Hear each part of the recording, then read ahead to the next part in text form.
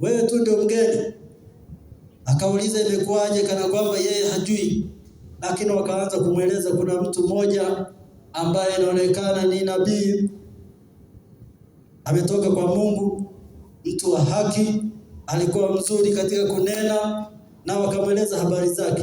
Lakini yaliyotokea ndio haya. Watu ambao wamemkamata wakamua, wakamzika baada ya kufa. Lakini leo asubuhi kuna habari zingine zinazungumza mwili wake hauonekani kule kaburini. Lakini Yesu akawakemea. Biblia inasema akawakemea. Hivi ninyi ni watu aina gani msioamini? Yesu atusaidie. Kwa hiyo tunapoendelea kujifunza, manake sisi tuamini kwamba Yesu amefufuka kweli. Akawakemea, hamjasoma hata maandiko, hamjasikia kwamba kutoka kwenye manabii, kutoka kwenye Zaburi, hamjawahi kusikia kutoka kwenye Torati ya Musa kwamba atatiwa mikononi mwa wenye dhambi, atapigwa, atateswa, atauawa, lakini siku ya tatu atafufuka. Yesu asifiwe. Lakini kwa sababu macho yao bado yalikuwa yamefungwa, hawajaelewa, wakaendelea naye. Lakini walipofika pale wakasema, akataka kupita. Wakati anataka kupita wakamwambia, usiku umeingia bwana, tuingie hapa. Yesu asifiwe. Alipofika pale wakaingia. Baada ya kufika pale ndani, Yesu sasa anaanza kujidhihirisha kwao. Akachukua mkate, akaumega, akashukuru, akawapa, ndio macho yanafumbuliwa. Yesu asifiwe. Lakini wakati macho yanafumbuliwa, Yesu akatoweka. Hawajamwona pale. Tulisema habari ya kujifunza ni kwamba tukashuhudie habari hizi kama amefufuka kweli. Biblia inasema ukiendelea, wale walivyotoka pale hawakulala Emau, walitoka saa hiyo hiyo. Yesu asifiwe. Wakarudi Yerusalemu mbio. Wakati walikuwa wanamwambia ni usiku, lakini baada ya kuona Yesu amefufuka, waligeuka. Hawajalala kule, walirudi Yerusalemu kushuhudia. Yesu asifiwe. Kama Yesu amefufuka na wewe unaamini amefufuka, uwe na jambo la kushuhudia wengine. Yesu asifiwe. Maana Yesu anapofufuka kuna vitu ndani yako vinafufuka. Habari ya ushuhudiaji inafufuka.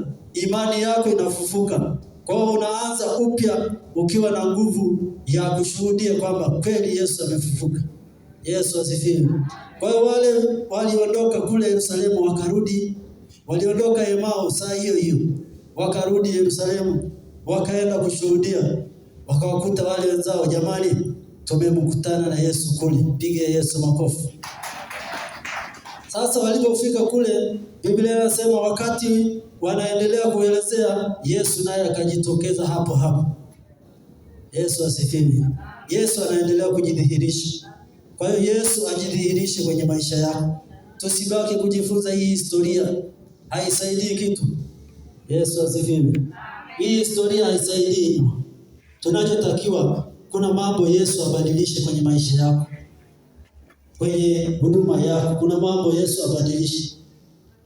Tunaona Yesu anawakemea kwamba hamjasikia maandiko. Tunajifunza kila siku, kila Jumapili, kila wiki tunajifunza juu ya neno la Mungu. Hamuamini mpaka leo kwamba Yesu amefufuka. Kwa nini sasa? Yesu asifiwe.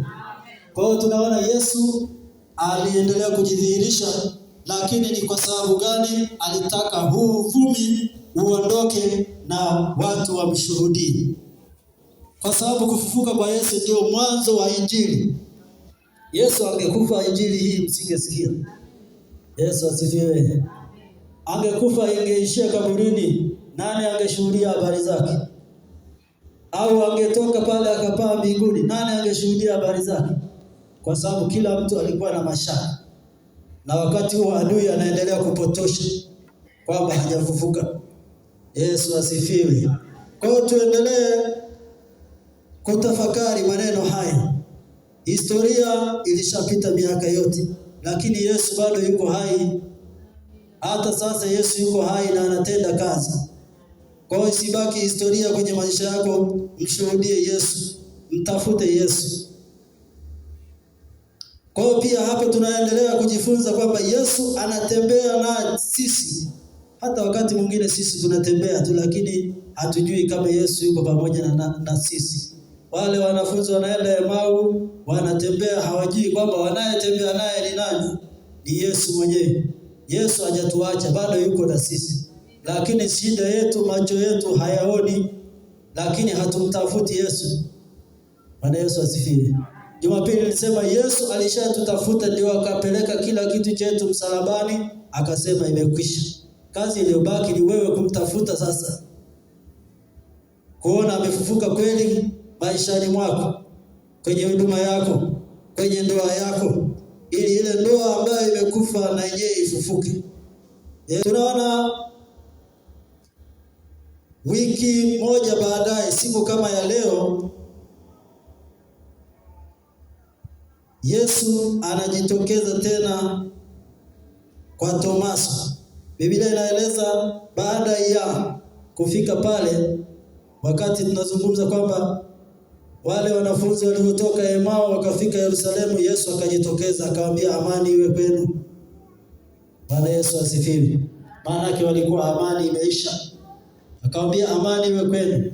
Aliwakuta ndani mle. Wakati ile Biblia inasema Tomaso hakuwepo, lakini wale wengine wakamwona. Yesu akawaovia nguvu. Bwana Yesu asifiwe. Mashaka yakaisha.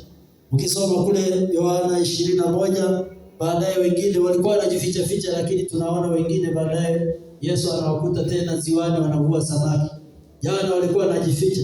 Baada ya Yesu kutokea wakawa wasiwasi umeisha, lakini wakajisahau kwamba walitakiwa waendelee kumtukuza Yesu.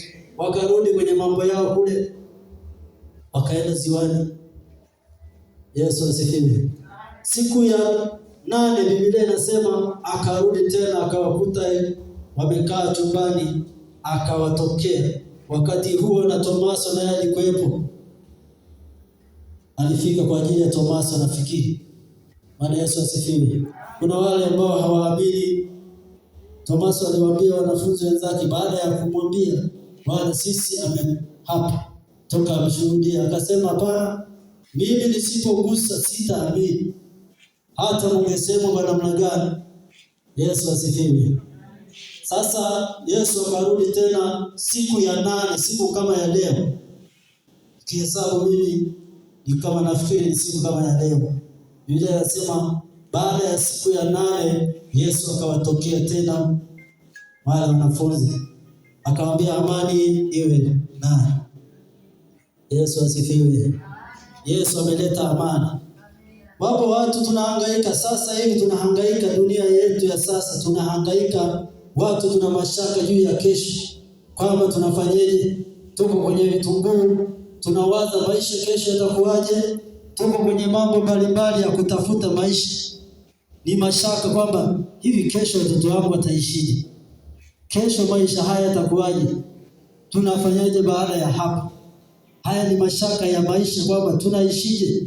Tunahangaika. Ndio maana hata siku hizi tunapokuwa na mafundisho jambo la kanisa, watu wako busy, wana mashaka juu ya kesho, kwamba tunaishije kesho. Yesu atusaidie. Mashaka hii ndio iliyowasumbua wanafunzi mpaka Yesu anajitokeza, bado wana mashaka. Wale wengine wakashuhudia, bado wakawa na mashaka ya maisha, wakaenda kutafuta samaki kule. Baada Yesu anamtokea tena. Yesu asifiwe. Tomaso akawa haamini. Mashaka hii bado tunayo hata kesho, lakini tunatakiwa tujue kwamba Yesu yuko pamoja nasi. Lakini kwa maana Biblia inasema utafuteni kwanza ufalme wa Mungu, lakini hii imekuwa ngumu kwa kwetu sisi. Tunatafuta, tunahangaika.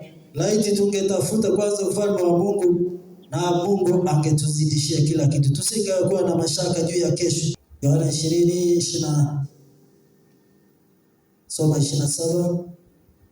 Kisha akamwambia Tomaso, leta hapa kidole chako. Yesu asifiwe.